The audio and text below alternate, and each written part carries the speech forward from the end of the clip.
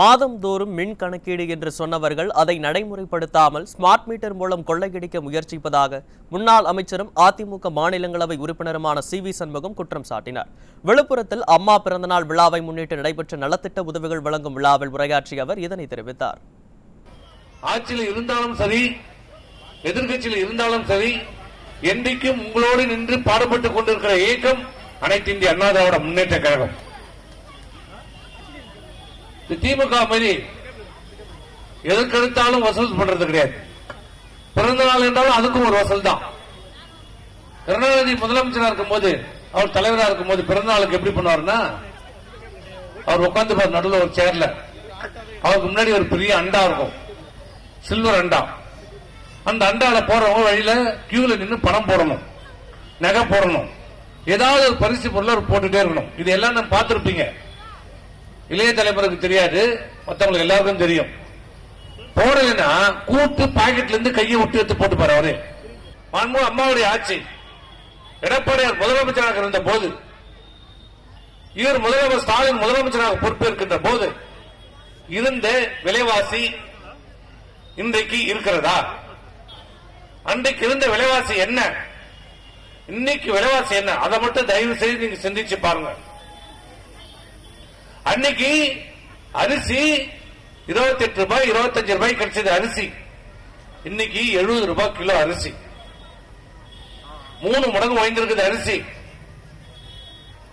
பருப்பு, எண்ணெய், அனைத்து விலைவாசி உயர்ந்துருச்சு. காய்கறி வாங்க முடியுதா? காய்கறிலாம் வாங்க முடியுதா? இன்னைக்கு விலைவாசி என்ன? காய்கறி விலைவாசி எல்லாம் உயர்ந்து போச்சு. கேட்டா என்ன தெரியுமா சொல்றாரு? 1000 ரூபாய் கொடுத்துட்டேன். 1000 ரூபாய் கொடுத்துட்டா போதுமா? 3 முறை மின்சார கட்டணம் உயர்ந்திருக்கிறது. உங்களுடைய வீட்டு வரி உயர்ந்திருக்கிறது, 2 முறை உயர்ந்திருக்கிறது.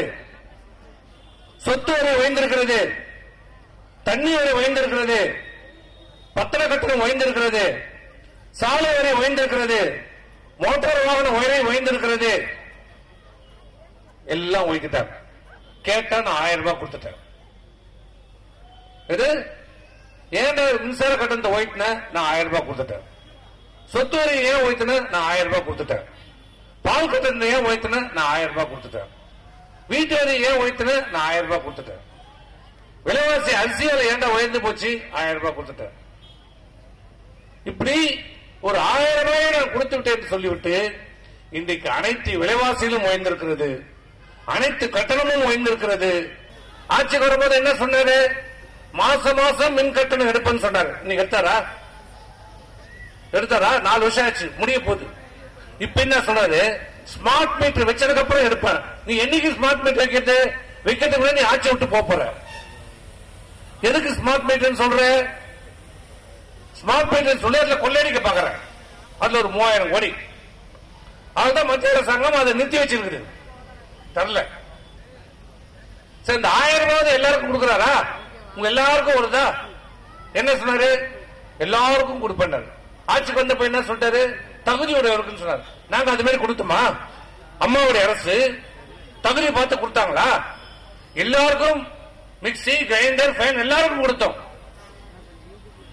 எல்லா ரேஷன் அட்டைக்கும் கொடுத்தோம்.